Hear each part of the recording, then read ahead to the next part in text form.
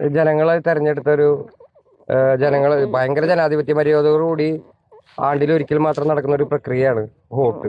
അപ്പൊ അതിൽ ജനങ്ങളാൽ തെരഞ്ഞെടുത്തൊരു ഗവൺമെന്റാണ് നമ്മളിപ്പോൾ ഭരിച്ചുകൊണ്ടിരിക്കുന്നത്. പിന്നെ അധികം സമയമായിട്ടില്ല നമുക്ക് എന്തെങ്കിലും കാര്യങ്ങൾ പറയാൻ വേണ്ടിയിട്ട്. ഇപ്പൊ ഭരണത്തിൽ കയറിയിട്ടുള്ളൂ, സമയം കൊടുക്കും, നല്ലത് തന്നെ നടക്കും. ഒരുപാട് കാര്യങ്ങൾ അതിനെ കുറിച്ച് പറയാറുണ്ട്. അത് ഒറ്റയടിക്ക് പറയാൻ പറ്റുന്ന ഒരു കാര്യങ്ങളല്ല. അപ്പൊ അത് കാരണം അത് വലിയ ഒരു പരിപാടി, വലിയൊരു ക്യാൻവാസിൽ നടന്നിട്ടുള്ള ഒരു പ്രക്രിയയാണ്. അത് ഒരുപാട് കാര്യങ്ങൾ പറയാനുണ്ട് അതിനെ കുറിച്ച്. ഒറ്റയടിക്ക് പറയാൻ പറ്റുന്ന ഒരു കാര്യം പറയുന്ന ഒരു കാര്യം സമയം കൊടുക്കും. ഇപ്പൊ ഗവൺമെന്റ് വന്നുള്ളൂ പറഞ്ഞു. നിലവിലെ വിവാദങ്ങളുടെ പശ്ചാത്തലത്തിലാണോ അത് പ്രസക്തമല്ല?